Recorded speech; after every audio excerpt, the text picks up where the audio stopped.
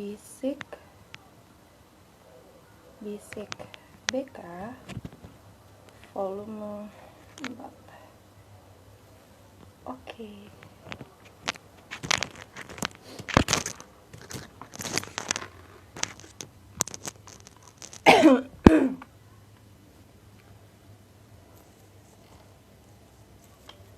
Aduh. Yeps.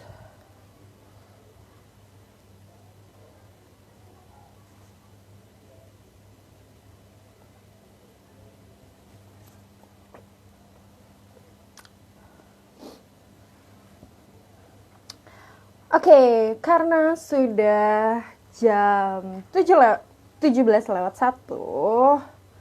Nah, mari langsung saja kita mulai. Jadi, selamat malam teman-teman semuanya. Jumpa lagi bersama saya Leni di Bisik-Bisik BK volume ke-4. Nah, teman-teman, terima kasih banyak teman-teman sudah mau tertarik untuk nonton video ini gitu ya. Mungkin teman-teman udah mulai tahu nih ya kan, Bisik-Bisik BK, atau mungkin sebelumnya udah pernah lihat di postingan saya gitu ya tentang Bisik-Bisik BK. Apa sih sebenarnya Bisik-Bisik BK itu? Jadi teman-teman, kalau misalnya biasanya kan kata bisik-bisik itu identik dengan yang namanya membicarakan sesuatu yang kayaknya tuh rahasia gitu kan, kayaknya tuh sesuatu yang gosip gitu. Tapi tenang aja teman-teman, di Bisik-Bisik BK ini, di sini kita isinya bukan mau ngegosip, ngejulit atau lain sebagainya, tetapi kita mau ngebahas nih dan juga ngobrol mengenai dunia bimbingan dan konseling gitu, khususnya program studi bimbingan dan konseling Unika Atmajaya, seperti itu. Dan ini udah masuk ke volume ke-4 gitu. Nah, di setiap volumenya ini juga ada bintang tamu yang berbeda dari tentunya yang berasal dari dunia perbekaan. Ya maksudnya itulah, ya kan? Nah, di edisi kali ini teman-teman, di malam hari ini kita kedatangan seorang bintang tamu ya. Beliau ini atau kakak ini merupakan salah satu alumni dari program studi bimbingan dan konseling Unika Atmajaya. Siapa dia? Penasaran? Oke. Kakak ini adalah Kak Iren Rosiana Kristianti, seperti itu. Nah nanti nih kan mungkin teman-teman tanya, siapa ya Kak Iren itu? Untuk lebih jelas ya, atau untuk lebih lanjutnya lagi, yuklah kita langsung ajak aja Kak Iren untuk join ke live Instagram ini. Sebentar ya, kita lihat. Oke, sambil kita menunggu, kita sapa-sapa dulu nih teman-temannya. Hai Amos. Hai Vincent BS. Hai Deborah. Hai Mbak Sinta. Hai Ger. Nah, itu dia. Ini dia Kak Iren. Kita tunggu. Sudah lancar? Ya. Musiknya. Halo. Selamat malam. Ya, selamat malam. Gimana kabarnya Kak? Malam hari ini? Baik dong. Deg-degan aku. Begitu ya kan? Nah, Kak Iren, aku udah sempat nih memperkenalkan Kak Iren, tapi itu sebagai pada malam hari ini. Nah, mungkin nih lanjut ngobrol-ngobrol lebih jauh tentang dunia BK aja ya. Aku mau ngejelasin sedikit tentang bisnis pertama, aku mau ngucapin terima kasih untuk karena sudah bersedia untuk menjadi bintang Bisik-Bisik BK. Nah, kalian lebih sekitar 45 sampai 50 ke depan. Kita akan ngobrol bareng, terus dengerin terkait pengalaman menjadi seorang yang berkecimpung, berkecimpung, Kesimpulan. ya, yang ada di dunia bimbingan kelahiran. Hmm. Nah, mungkin Kak, sebelum kita nih ngobrol dan bahas soal bimbingan dan konseling UNKAD, boleh Kakak untuk perkenalkan teman-teman dari nama, terus mungkin BK apa, terus sekarang monggo Kak. Oke. Thank you, Leni. Mungkin putus-putus nggak apa-apa lah ya. Enggak kok, jernih. Jernih. Oke. Aku akan kenalin diri aku pakai lagu ya. Wah, menarik. Let's go. Perkenalkan, namaku Iren Rosiana Kristianti. Angkatan 2013 BK. Sekarang ku bekerja di YKAA, Yayasan Kasih Anak Abang, menjadi koordinator anak asuh. Apa tuh? Mau tahu lebih lanjut? Sekarang sudahan dulu ya. Oke. Oke. Tepuk tangan dari aku dan kalian nonton. Oke. Jadi beneran. Aku lah, walaupun kita ketemunya ini secara virtual, tapi semoga ini bisa membaca hangat, memberikan inspirasi bagi teman-teman yang nonton video ini di Kairan. Oke, Kak, mungkin kita langsung masuk. Kairan itu kan alumni dari program studi bimbingan dan konseling Atma angkatan 2013 ya Kak. Kita sempat ketemu nih ya kan di karena itu Kairan sempat juga mengajar di salah satu mata kuliah bersama dengan salah satu guru besar. Nah, Kak, boleh gak ceritain gitu pengalaman kakak.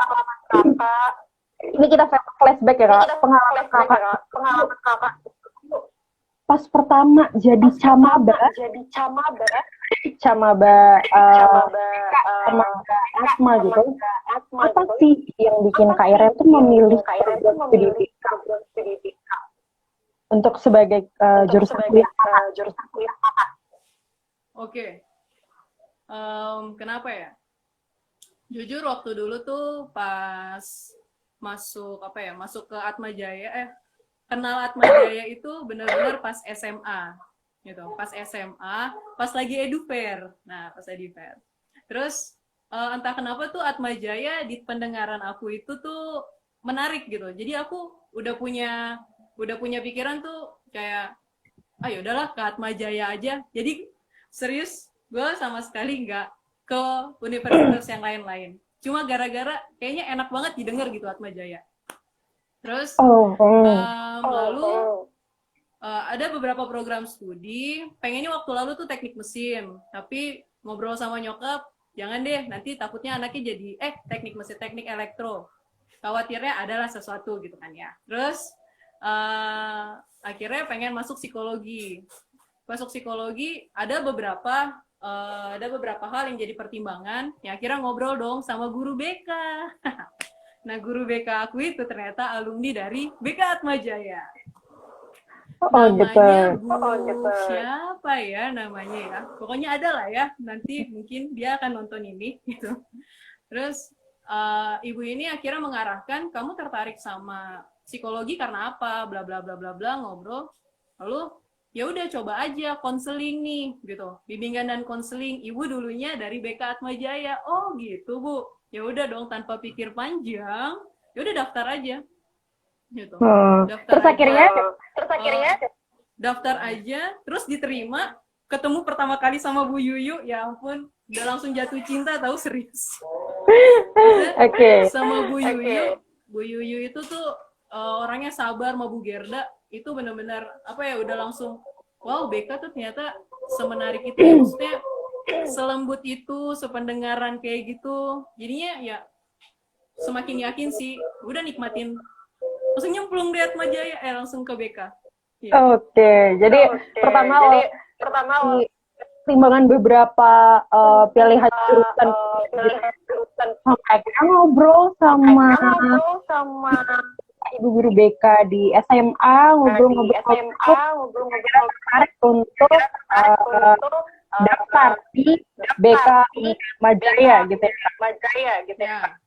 Oke, nah Kairen, kan kalau bisa dibilang tuh berarti saya itu kenal Atma Jaya dan di BK itu di masa SMA gitu ya. Nah, di masa Iya, SMA. pas SMA.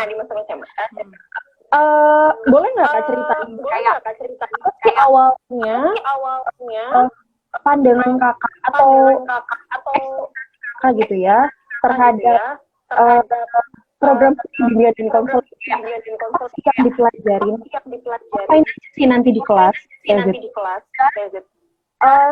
Kakak bener jadi mahasiswa dari tingkat Jaya. Oke. Sebelum aku masuk ke BK, pandangan aku itu terkait dengan bimbingan dan konseling itu emang apa ya? Memang seasik itu gitu. Maksudnya aku udah mandang BK itu asik. Kenapa? Karena aku dari SD, SMP, SMA, itu aku selalu masuk ruang BK. Masuk ruang BK bukan berarti aku karena aku bermasalah ya, bukan. Tapi aku seneng aja masuk ruang BK untuk ngobrol sama bapak ibu gurunya gitu. Jadi memang udah dari kecil itu banyak ngobrol sama orang yang lebih dewasa daripada aku. Terus akhirnya dari situ, oh jadi guru BK tuh seperti ini gitu. Nggak kebayang sih ada jurusan bimbingan dan konseling gitu kan, baru pas dijelasin gitu kan ya. Terus pas apa namanya? Nah, lebih menguatkan aku lagi pas selain asik, aku yang kedua itu adalah BK itu guru BK atau guru yang menjadi konselor itu tuh orang yang memulihkan hati gitu. Memulihkan hati. Kenapa? Karena aku terinspirasi dengan sebuah komik, ya. Sebuah komik itu Salad Days, aku suka banget. Di situ tuh ada salah satu guru favorit aku tuh, di mana dia dari orang yang bandel, akhirnya dia menjadi seorang guru, terus dia memulihkan salah satu anak yang dianggap bandel, gitu kan ya, dianggap bandel. Terus anak tersebut tuh dengan asiknya deh sambil nyanyi, sambil nanam. Iya, aku udah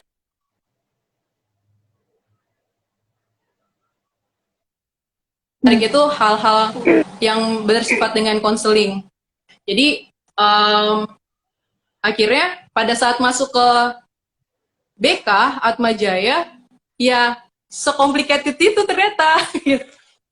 Banyak yang harus dipelajarin, bahwa mendengar secara aktif, terus punya hati yang benar-benar mau menerima orang lain, terus bagaimana attendance, mau hadir buat orang itu, wow, itu benar-benar dari aku yang secelamitan ini, terus ingin lebih perhatian sama orang, itu butuh proses sampai sekarang.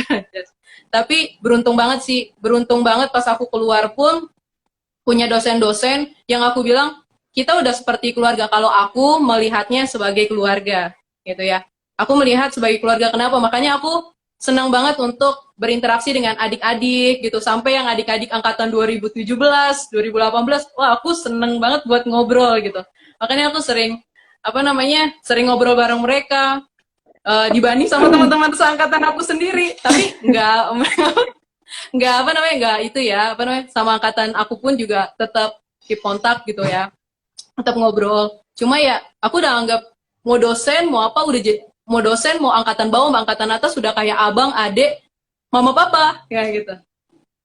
Oke, menarik banget ya Kak, dari inspirasi komik, terus habis itu ternyata pengalaman Kak Iren yang datang ke ruang BK, langganan datang ke ruang BK, itu untuk ngobrol sama guru-guru, terus habis itu untuk, mungkin dari ngobrol itu juga jadi punya pandangan tersendiri tentang BK. Oh ternyata BK tuh asik gitu kan, misalnya dunianya itu tidak melulu tentang masalah atau gimana gitu kan. Terus setelah ternyata masuk ke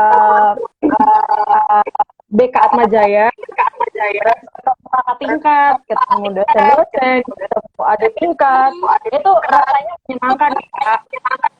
Benar sih. Terus kita belajarnya terus belajar banyak, bahkan namanya belajar untuk mendengarkan dan hadir bagi orang lain aja itu dipelajari betul-betul di dalam BK Atma Jaya ya Kak. Mm-mm. Betul banget, Ya. Len. Jadi seru itu kok. Menarik. Jadi, Hah? ayo masuk ke BK. Jadi ayo, nah mungkin kayak sebelum kita lanjut gitu, nanti kan video ini tuh live Instagram, nah tapi nanti akan di-share juga kan ke Instagram atau mungkin ke media sosial lainnya. Nah bisa jadi teman-teman yang nonton itu asalnya dari berbagai macam kalangan gitu kan, berbagai macam background gitu. Bisa mungkin teman-teman kuliah juga, mungkin teman-teman yang udah kerja juga, atau bahkan mungkin teman-teman SMA yang lagi bimbang nyari aduh gue kuliah apa ya cocoknya, aduh DK tuh kayak gimana sih gitu ya Kak. Jadi semoga ini bisa jadi insight gitu kan, walaupun kita ngobrol-ngobrol santai kayak gini gitu. Nah terus kak selama kakak kuliah di BK, boleh nggak ceritain satu atau satu tiga pengalaman yang berkesan ketika kakak itu menjadi mahasiswa di BK Atma Jaya? Oke. Pengalaman aku yang berkesan itu pertama aku menjadi ketua HMPS. Bukan suatu kebanggaan, tetapi itu sangat menyenangkan. Kenapa? Itu menjadi apa ya? Jadi wadah di mana aku bisa kenalan sama kakak-kakak kelas. Kakak kelas KBRT, mamaku, Kak Mega gitu kan. Mamake, itu semuanya. Terus itu aku seneng banget sih sama adik-adik yang lain. Kayak Eta, Fania, teman-teman aku juga. Itu menyenangkan sih, apalagi gabung sama organisasi ya, itu satu. Jadi bisa kenalan juga sama universitas yang lain ya. Lalu,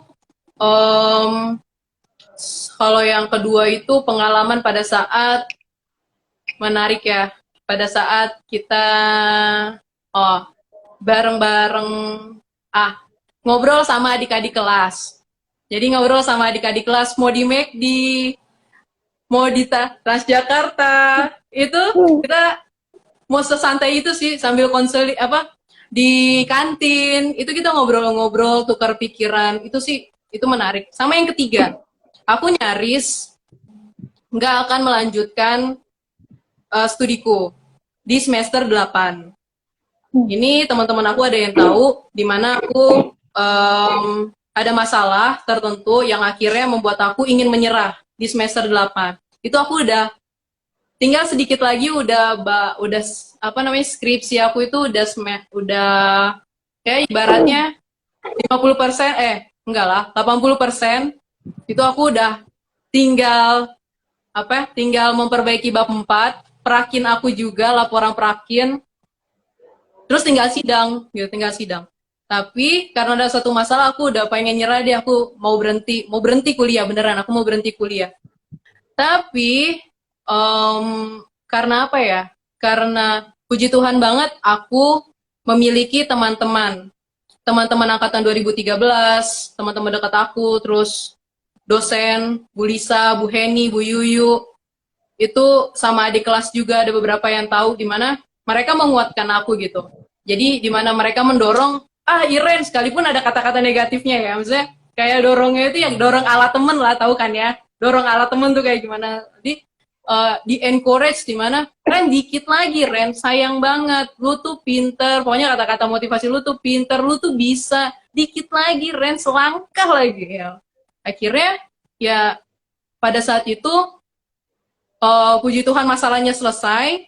Ya akhirnya untung aku tidak memutuskan untuk menyelesaikan gitu. Untung ada teman-teman aku yang berkoar-koar dan juga ada para dosen dan adik-adik itu yang akhirnya benar-benar memotivasi. Makanya aku sekali lagi di mana aku melihat dan merasakan sendiri bagaimana BK di Atma Jaya itu adalah keluarga. Itu dari aku. Wah, menarik banget ya Kak Iren. Em, aku tertarik sih sama salah satu pengalaman berkesannya kakak gitu kan. Yang mungkin aku juga bisa sharing sedikit gitu ya ke teman-teman nih yang nonton ini. Teman-teman, jadi sebenarnya aku juga merasakan apa yang Kak Iren sampaikan gitu kan. Terkait dengan lingkungan teman-teman di kampus, terus habis itu lingkungan belajarnya bersama dosen kayak gitu. Terus bagaimana suportifnya gitu untuk saling mendukung dan apa ya rasanya nyaman aja gitu ada di dalam lingkungan BK belajar rasanya tuh belajar kayak kuliah ya kuliah gitu cuman rasanya tuh kayak belajarnya tuh bareng teman-teman bareng keluarga bareng mentor gitu dari dosen-dosennya. Nah terus teman-teman nih Kairen, aku jadi flashback juga nih. Teman-teman, pertama kali aku masuk prodi BK, jadi pertama kali masuk itu ada kayak semacam pengenalan apa ya? Oh ini ya, kalau nggak salah pengenalan prodi atau kegiatan akrab dosen mahasiswa gitu teman-teman. Oke. Terus Kayaknya itu aku kan tahu nih. semuanya masih maba nih kan. Aku juga masih maba nih, belum kenal siapa-siapa. Duduk aja diem aja gitu. Aku kenal siapapun lah, ya kan. Belum kenal siapapun, duduk. Terus habis itu ada, pokoknya duduk rasanya tuh kayak semuanya ada di situ maba gitu. Terus begitu kakak-kakak panitianya bawain acara, ngobrol apa segala macam, tiba-tiba dipanggil lah mantan ketua HMPS tahun ya tahun itu, misalnya pada periode sebelumnya kalau nggak salah. Tiba-tiba ada satu peserta yang berdiri. Dan itu ternyata siapa? Kak Iren. Bayangin, kita dari awal ya kan nyanyi-nyanyi sebagai maba, kenal-kenalan, pakai baju yang sama. Terus di tengah-tengah kita ada Kak Iren gitu. Maksudnya inti dari cerita itu apa sih yang bisa aku ambil? Di situ kayak welcoming terhadap keluarga di BK tuh rasa banget gitu sama teman-temannya. Dan kayak itu, maksudnya kayak nggak ada yang namanya senioritas, namanya kayak lo angkatan berapa kayak gitu. Tapi justru kayak mau sejauh apapun, justru ketika ketemu itu bisa kayak kakak dan adik, bisa kayak ngobrolnya, bisa saling apa ya nyambung, terus itu bisa saling menyemangati, menguatkan, bahkan makan bareng di McD dimanapun itu ya gitu ya Kak Iren. Jadi itu sih yang bikin aku kayak ya bener ya, aku juga jadi kayak flashback gitu kan sih. Nah terus Kak, dengan banyaknya pengalaman itu, apa sih perasaan dominan Kak Iren sebagai ini proyek di Menkes UAJ? Bagaimana, Len? Putus-putus? Oh sorry, ini Kak, gimana sih dari sekian banyak pengalaman berkesan kakak, gimana sih perasaan kakak gitu menjadi seorang alumni dari Prodi BK? Wah, kalau perasaan sih pasti bangga ya. Maksudnya bangga karena memiliki di belakang aku ada yang nge-backup, di depan aku ada yang memperhatikan gitu. Jadi ada di samping kiri kanan aku yang mendukung. Jadi aku merasakan banget rasa hangatnya, perasaan dimana perasaan warm banget sih, memiliki rasa kepemilikan. Terus juga apalagi di encourage sama teman-teman, di encourage sama para dosen. Itu yang kenapa itu diulang-ulang, emang itu yang aku rasain gitu ya. Ini yang aku rasain. Dan di saat aku jatuh pasti kan by proses ya belajar, kadang aku juga galau, kadang aku bingung, kadang aku juga nggak seperti ini, tapi disitulah ada dosen yang aku ngobrol gitu, ada teman-teman yang aku bisa curhat, dimana mereka dukung, terus bagaimana aku bingung, ini gimana ya, dan di situ ada mereka, ada kamu juga. Wah, jadi dari perasaan kalian dari pengalaman itu aja udah menggambarkan perboyan dari ini ya, Ki Hajar Dewantara. Jadi mendukung gitu kan, dari depan ada dari samping kanan kiri ada teman-teman yang selalu ayo bareng-bareng berusaha bareng-bareng. ada dari ya dari sisi belakangnya selalu ngasih dukungan support juga dari mungkin kakak tingkat, dari pak dosen, dari terus dari Anastasia OP ada kamu juga. Ada kamu juga. Gitu. Nah, terus Kak, next apa namanya? Tadi kan dari ya berbagai pengalaman berkesan gitu ya Kak sebagai mahasiswa. Nah, sekarang Kak kita move nih ke materinya atau ke dunia perkuliahannya gitu. Kakak kan sekarang ini berprofesi sebagai koordinator program anak asuh di sebuah yayasan ya kan, namanya Yayasan Kasih Anak Aba. Rata-rata atau masih banyak persepsi bahwa kalau orang kuliah BK pasti nanti jadinya itu guru BK.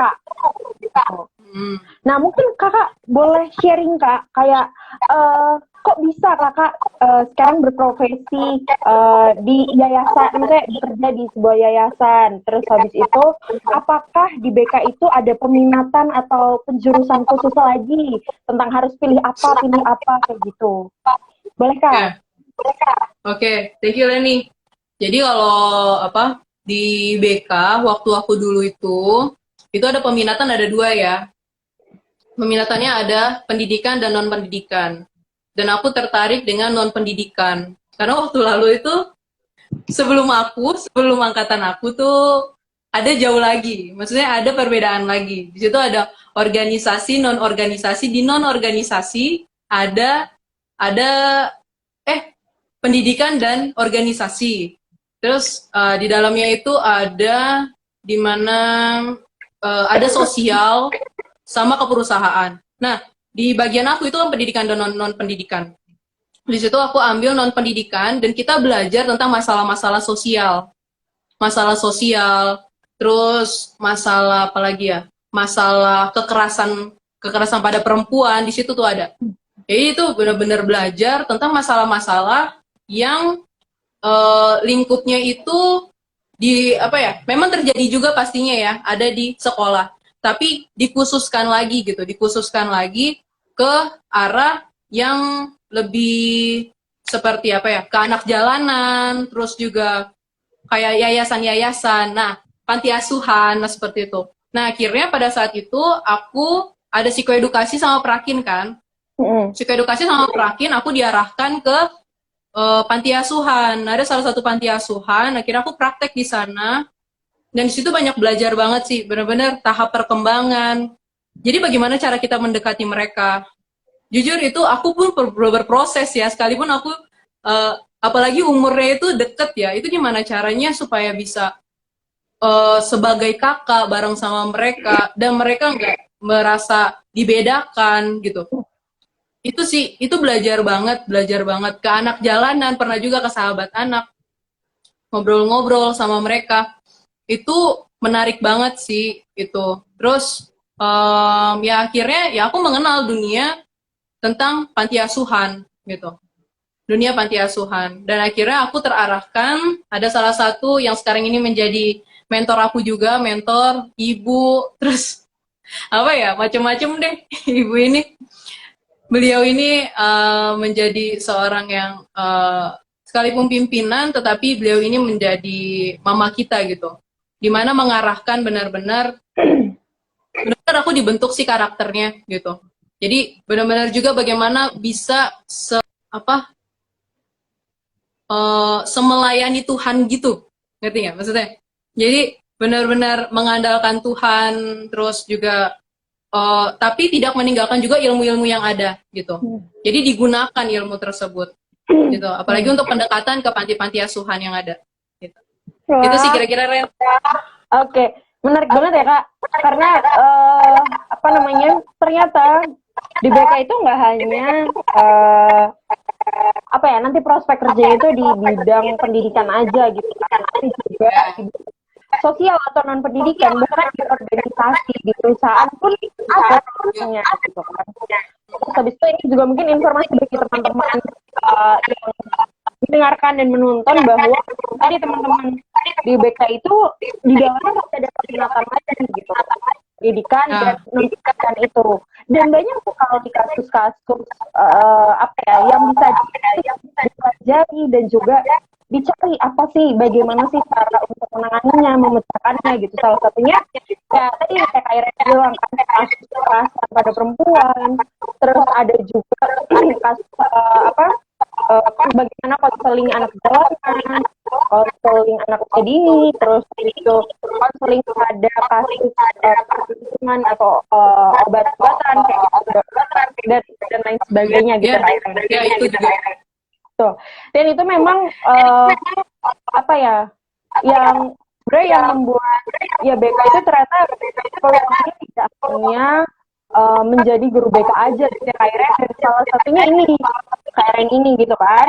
Sekarang bekerja di lingkup yayasan, terus habis itu juga yang menjadi koordinator atau membuat program-program anak asuh untuk jenjang remaja gitu.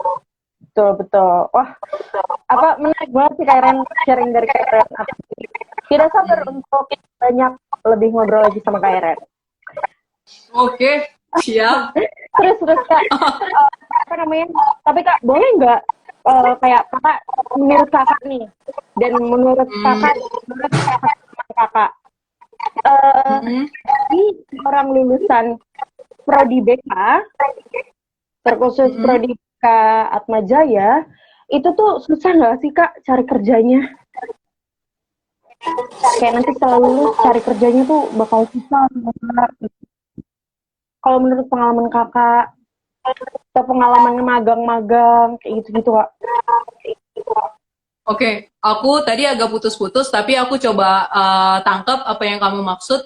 Pertanyaannya itu, apakah susah atau enggak sih Kak setelah lulus gitu, bukan? Betul. Intinya. Untuk mencari untuk mencari pekerjaan itu apa ya? Justru banyak banget kesempatannya ya. Tergantung kitanya, itu pilihan banyak banget. Mau pilihan ke sekolah, apalagi kalau kamu memang memiliki minat ke hal-hal lain ya untuk ke dunia sosial gitu, juga banyak banget kok terbuka menjadi volunteer di awal-awal. Terus akhirnya kamu bisa bekerja magang di sana, itu juga ada banyak banget kok menurut aku. Terus salah satunya kayak YKAA, aku sedikit promosi ya. Terus habis itu apalagi ya, banyak kok. Aku cuma bisa bilang itu banyak, tinggal kita yang memilih mau atau tidak gitu. Biasanya kan ada orang yang ini sekolahnya kejauhan, sekolahnya kayak gimana, ya tergantung lagi, balik lagi. Kalau kamu tertarik untuk dalam dunia sekolah, ya kamu sendiri juga banyak banget udah terbuka, kerjasamanya juga banyak. Bukan aku karena ini promosi ya, tapi ini beneran, ini fakta gitu ya, ini faktanya. Kalau kamu masuk ke alumni BK, itu banyak banget di rentetan yang namanya lowongan pekerjaan. Jadi jangan khawatir, gitu. Jangan khawatir. Belum lulus aja, katanya OP, enggak, bukan katanya OP doang. Tapi memang kalau kakak-kakak kelas aku pun juga enggak enggak lama, serius, enggak lama. Dan apalagi, dan kalau kamu serius juga dengan dunia pendidikan ataupun non pendidikan, kalau kamu serius, kamu menjalani itu, ya aku yakin sih Tuhan akan merencanakan hal yang baik. Yang penting kamu maksimal, ya nggak sih? Ya nggak, bener kan? Betul banget. Oke, jadi kalau bisa aku simpulkan bahwa dari sharing Kairen, dan memang dari pengalaman sharing-sharing kalian dari teman-teman, bahwa bahkan teman-teman yang masih menjadi mahasiswa aja itu udah ada juga pekerjaan, peluang lah untuk tidak hanya sekedar bekerja ya, tapi juga berkarya. Asik. Ini itu lah. Dan apa ya? Contohnya Leni, OP. Nah kan contohnya tuh. Belajar sih. Wah. Saya ini sedang belajar untuk berproses, Kak. Pun belajar dari kamu sih. Nah, terus iya sih Kak, tapi memang hal itu yang mungkin kadang-kadang masih banyak pertanyaan dari teman-teman di luar sana gitu ya. Kayak itu tadi kan, mungkin karena selain belum belum gitu ya, kalau misalnya lulusan BK itu juga bisa berkecimpung di bidang atau dunia non pendidikan gitu. Padahal sebenarnya bisa dan begitu luas gitu. Dan aku setuju sekali dengan Kak Iren, tergantung mau atau tidak gitu. Dan tergantung sungguh-sungguh menekuni atau tidak gitu kan Kak. Terus abis itu ini juga aku jadi sedikit flashback lagi nih Kak. Ya, jadi Kak Iren yang sharing, aku sedikit sharing gitu kan. Aku sedikit flashback bagaimana berproses belajar gitu ya selama di dalam kelas itu rasanya begitu menyenangkan gitu. Karena apa? Karena apa?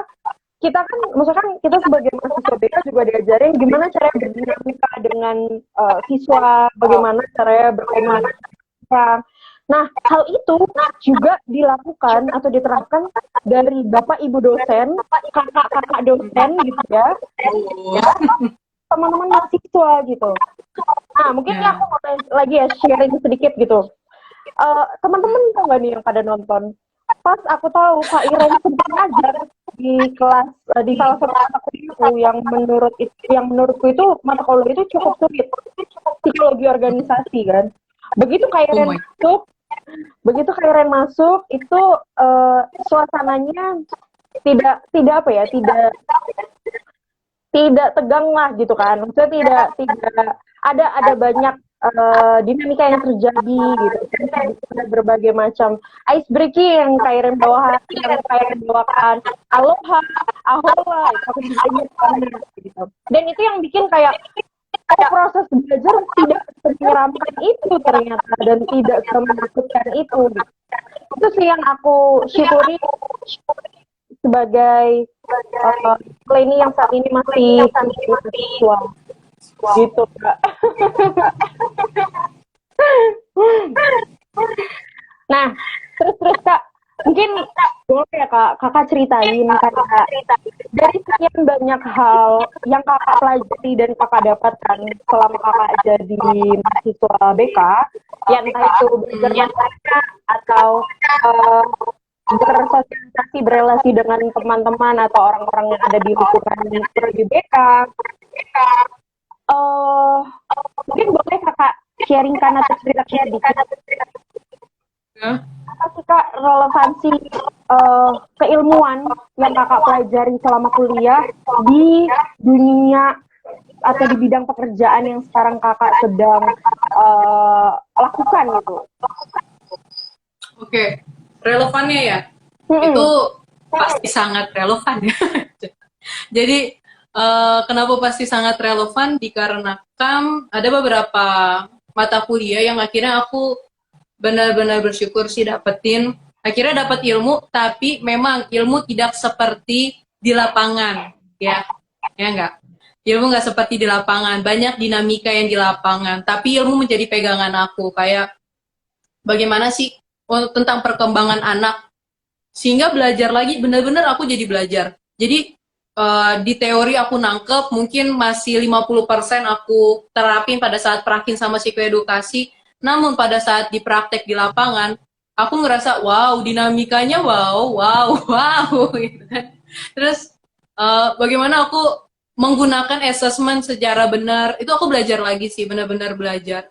Jadi aku kayak apa namanya, menggunakan ilmu-ilmu yang ada, ilmu assessment, tahap psikologi perkembangan, terus psikologi organisasi juga bermanfaat loh. Psikologi organisasi pasti bermanfaat. Di mana kamu jadi ngerti di mana dinamika budaya di dalam suatu organisasi. Jadi mau kamu di pendidikan maupun di non pendidikan, mau di perusahaan ataupun di yayasan, semua itu bentuknya organisasi, kawan-kawan. Jadi sangat penting kalian belajar psikologi organisasi, dimantapkan apalagi tentang budaya organisasi, oke? Gitu. Jadi memang apa namanya, relevannya ya relevan gitu. Melatih mental juga loh gitu. Melatih mental kita pada saat keluar, kita mental kita pasti kan mungkin ada apa ya, dengan ilmu-ilmu yang ada tuh kita jadi terlatih gitu. Jadi ada beberapa hal, oh ya kayaknya aku masih kurang di sini, gitu, masih kurang. Jadi aku menerapkan apa yang udah aku dapetin pada saat di S1 gitu ya. Jadi aku akan ambil flashback lagi apa yang aku udah simpen gitu. Flashback lagi, aku bongkar-bongkar otak ini gitu kan ya. Terus untuk bisa menerapkan itu. Gitu, by proses sih. Semua proses gitu. Mungkin ada gagal, mungkin ada kesalahan atau kayak gimana. Tapi itulah proses belajar gitu. Jadi jangan lupakan belajar. Asik, jadi intinya jangan lupakan belajar. Aku juga ingat jadi flashback tentang pemahaman, pencegahan, pengentasan, dan Iya, pembinaan. pengentasan. Ingat ya kan? Iya, fungsi dari bimbingan dan konseling. Jangan lupa. Benar. Terus Kak, Oh iya, Hmm? apalagi apalagi kan kita di dalam, mungkin kita sarjana pendidikan kan, SPD ya, SPD, di mana benar-benar akhirnya yang namanya ilmu pendidikan itu adalah memanusiakan manusia. Itu benar-benar terjadi pada saat kamu di dunia kerja gitu. Di dunia kerja ataupun sebelum kamu di dunia kerja, benar-benar kamu jadi akan merasakan gimana diri kamu memanusiakan manusia, memanusiakan diri sendiri dengan mencintai diri sendiri, betul, dan juga dengan mencintai orang lain gitu. Itu benar-benar kita jadi memanusiakan manusia, mau mengembangkan, ya kembangkan Wah, gitu. benar sih. Dan ini sebenarnya point sharing Kak Iren yang ini tuh bener-bener apa ya, nyambung banget gitu, dan memang membuktikan bahwa belajar di dunia pendidikan, khususnya di BK, itu tidak melulu tentang berhubungan tentang itu tadi, masalah tentang Ya, apa segala yang atau yang ya, banyak manusia kok. gitu. Dan bahkan justru ini tadi kan memanusiakan manusia, betul sekali kayak aku. Jadi aku semangat lagi nih apa Ya, psikologi pendidikan, bukan ya? Bukan. betul. Nah, Ya. berhubung sama apa namanya tadi yang aku sharingin gitu kan, terkait pengalaman. Mungkin pengalaman yang udah kakak sharing itu semuanya pengalaman berkesan gitu ya, pengalaman berkesan, terus itu yang asik-asik banget gitu lah kan, dan Oke. flashback itu yang asik gitu. Nah, boleh nggak kakak sharingin gitu, kira-kira apa sih kak dukanya gitu Duka. menjadi mahasiswa dan juga mungkin alumni dari Prodi BK. Dukanya itu ini. Apa ya? Dukanya itu aku sampai nggak kepikiran loh dukanya tuh. Aku mikir dulu dukanya. Dukanya itu adalah ya soal siapa sih yang suka yang namanya baca? Aku khususnya itu mengingatkan aku gitu. Baca terus apa ya? Menikmati kelemahan diri sendiri. Menikmati kelemahan diri sendiri, menerima itu, konflik dengan teman-teman itu pasti terjadi. Konflik dengan teman-teman, tidak diterima, mengalami kegagalan, nilai menjadi kurang, kurang, nilai kurang gitu. Terus persaingan itu pasti ada. Terus merasa, oh kok dia jauh lebih baik ya daripada aku. Itu ada. Duka itu menurut aku kedukaan ya, dimana jadi hilang semangat, demotivasi gitu ada gitu. Dikarenakan ada masalah-masalah keluarga, masalah dengan teman itu. Tapi kedukaan itu menjadi suatu kekuatan pada saat dinikmatin itu. Aku setelah belajar, benar-benar aku belajar baca buku sekalipun ya, maksudnya bacanya pelan-pelan ya, by proses pelan-pelan, tapi benar-benar dinikmatin. Jadi oh ya, sedikit diterapin, apalagi habis ngobrol sama teman-teman, benar-benar saling nguatin, bukan nguatin sih, mungkin ada yang ya dukungan ala temen lah, yang tadi aku bilang dukungan ala temen gitu. Mungkin kedukaannya kayak gitu sih. Terus apalagi ya, itu menurut aku duka. Menurut kamu udah seduka itu belum ya? Sebenarnya kalau misalnya aku lihat ya kak, dan aku refleksikan lagi mungkin ya, maksudnya sebagai aku posisi sekarang sebagai mahasiswa itu justru menjadi tantangan dan ladang untuk belajar lebih lagi untuk memperbaiki diri dan memahami Itu. benar juga ya. Jadinya aku tidak menganggap itu sebagai duka. Oh ya, Justru betul. aku menganggap itu sebagai tantangan. Jadi Betul. aku nggak kepikiran kalau kamu ngomong soal duka yang membuat Iya. aku menangis di BK, bukan. Justru bukan BK menjadi alasan aku masuk ke BK ini aku nyesel gitu. Enggak. Ataupun BK di sini, ya kenapa sih aku ketemu teman-teman kayak gini? Terus kenapa sih aku belajar harus yang kayak gini-gini? Kenapa gitu? Kenapa aku harus diarahkan ke BK ini gitu kan? Enggak. Justru itu aku ngelihat bagaimana aku eh apa namanya? Proses di mana aku menjadi apa ya? Menjadi seseorang untuk bisa memahami diri aku dengan orang lain. Apalagi untuk terus bisa mencintai diri sendiri. Gelas cinta aku dengan diri aku sendiri itu semakin besar gitu. Gitu loh. Jadi aku ngelihatnya bukan sebagai kedukaan gitu. Pada saat kita udah keluar dari situ, aku yakin sih pada saat kita udah keluar dari situ, kita udah keluar, kita memaknai itu, kita jadi menikmati, jadi kita ngerti, bukan duka lagi itu, tapi itu tantangan yang udah kita berhasil, kita lewatin, dan kita naik lagi ke level yang lebih lanjut, gitu loh. Oke.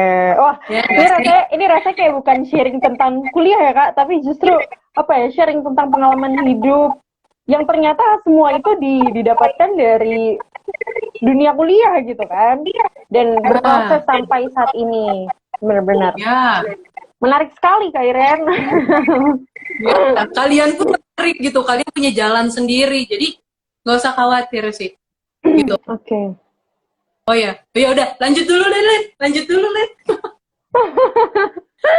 Nih kalau misalnya kita bikin bisa sampai besok pagi kali ya kalau misalnya ngobrolin banyak Biasanya hal kita gitu. biasanya kita Iya. berapa jam, Len? Tidak terhingga gitu kan. Ya itulah, untung banyak. Iya benar-benar. Itulah aku jadi ikut senang nih. Oke, Iren, terus mungkin ini ya Kak, ini apa ya, waktunya udah semakin mendekati 1 jam gitu ya, tinggal beberapa 10 menit, sekitar 10 menit lagi. Mungkin ada nih pertanyaan terakhir sebelum penutup. Pertanyaan terakhir. Jangan dong, jangan pertanyaan terakhir. Buat hari ini kan pertanyaannya? Oh iya, Pertanyaan buat ini gitu. Karena setelah ini kalau misalnya temen-temen mau ngobrol, mau bahas, mau tanya-tanya tentang BK, monggo banget gitu kan. Langsung kalian. Bener banget.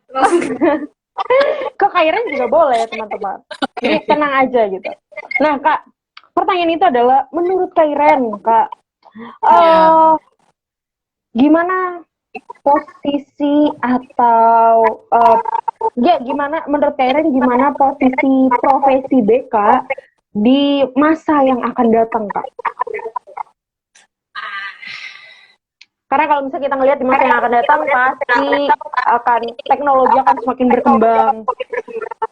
Banyak hal, banyak pekerjaan, profesi yang nantinya akan teknologi. Nah, menurut Kairen gimana nih posisi BK? Posisi BK, psikologi, belajar tentang manusia, itu ada posisi di nomor 1. Kenapa? Karena semakin lama, semakin banyak yang berkembang. Gitu. Semakin banyak yang berkembang, ide-ide berkembang, semakin banyak persaingan.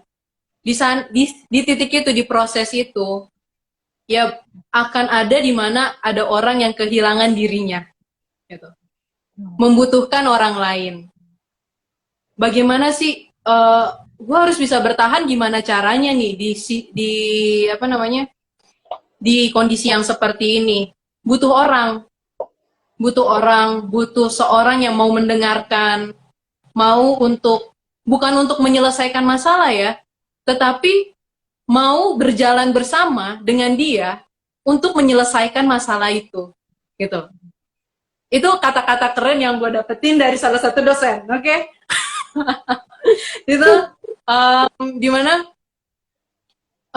kita menjadi teman. Jadinya pada saat itu orang-orang akan saling mencari untuk siapa yang bisa mendengarkan gue dengan benar-benar hadir buat gue, dimana benar-benar mungkin dia nggak harus banyak ngomong deh gitu.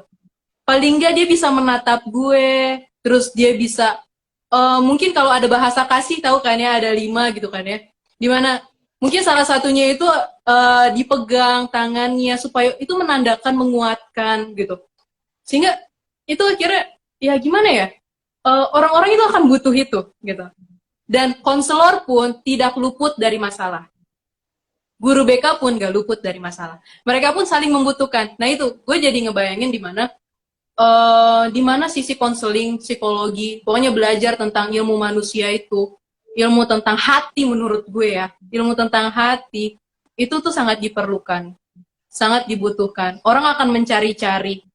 Dimana lagi kalau konseling yang mengandalkan Tuhan. Wow, itu wow banget gitu.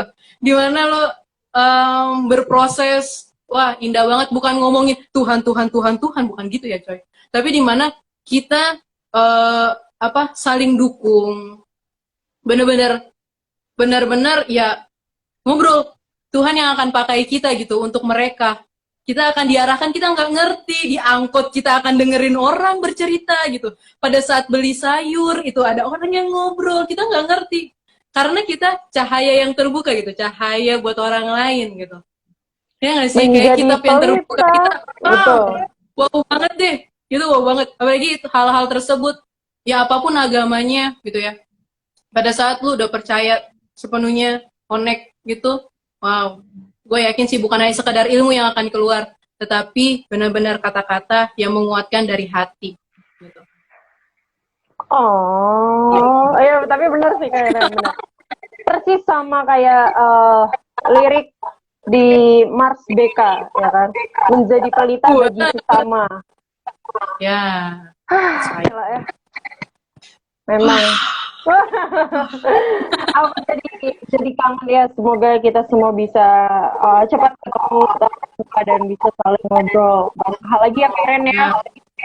Karena ya kapan lagi ya? ya kan. Karena aku juga kangen sama bapak ibu dosen, kangen sama teman-teman, kangen sama kakak-kakak tingkat gitu kan. Terus ya itu sih biasanya kan kita janjian kan istirahat Kairen. Biasanya langsung tuh. Biasanya langsung. Kairen istirahat kantor, aku istirahat kelas, Iya. semua. Oh, iya, benar. Enggak sore-sore kayak gitu kan. Ya itulah. Tiba-tiba ketemu di tempat makan gitu kan. Tapi ya itulah nikmatnya menjadi bagian dari keluarga BK Unika Atma Jaya. Wah, menikah Atma Jaya. Terpercaya kualitas lulusannya. Jargon. Nah, Kak, mungkin sebelum ini aku cek dulu kali ya dari teman-teman yang hadir nih. Barangkali ada yang tanya. Ada nggak tuh pertanyaan? Kalau misalnya, pokoknya ini sambil aku lihat-lihat, aku menyampaikan lagi buat teman-teman yang kalau misalnya mau ngobrol, mau sharing, mau tanya-tanya seputar BK, sangat boleh gitu kan. Atau kalau mau kepoin dulu tentang BK Unika Atma Jaya, itu boleh banget ke Instagram @bk_uaj atau kalau misalnya langsung mau gara-gara nonton terus habis itu mikir-mikir pertimbangkan asik juga nih BK mau daftar langsung teman-teman langsung banyak beasiswanya banyak beasiswanya betul banyak beasiswanya jangan khawatir mau atau tidak gitu kan. Ya ini ada dari yang penting ada mau aja sih mau pasti banyak jalan. Betul, amin. Oh ini ada Bu Lisa juga tadi. Hai Ibu. Terus hai Ibu. Hai Kakak Lisa. Oke, ada juga nih Brigida Tias. Halo. Nih ada Georgius Gian _11. Hah, lu Iren kan? Hah? Iya. Irena lebih tepatnya. Oke. Oh iya ada Kak Berti juga. Hai Kak Berti. Ada Dodi _da_Santos. Halo. Ada juga semua teman-teman. Bintang Ananta, I'm Lenny #1. fans. Oh, Ayah Landy. Nantau ini dari Anastasia OP tadi. 7 Kak, belum lulus aja udah banyak yang nawarin. Oke, banyak. Wah. Oke. Nah, Kak, untuk saat ini memang sih belum ada pertanyaan dari teman-teman yang menonton. Tapi aku yakin video ini sharing dari Kak Iren gitu kan. Ngobrol-ngobrol asik kita nih, kan bincang-bincang asik kita ini bisa menambah insight, bisa menambah wawasan, pencerahan, dan juga semangat gitu. Entah teman-teman yang mungkin mahasiswa BK atau teman-teman yang masih SMA atau teman-teman dari semua jurusan atau siapapun lah pokoknya Kak Iren. Nah, Kak, ini kita udah di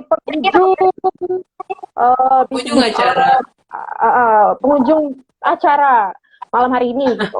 Mungkin sebelum kata-kata penutup nih ya Kak dari aku untuk menutup bisik-bisik BK volume 4 ini, saya kan ada pesan yang ingin sampaikan untuk semua teman-teman atau mungkin adik-adik SMA yang masih galau, masih bimbang, masih mungkin bertanya-tanya apa sih gitu Pak.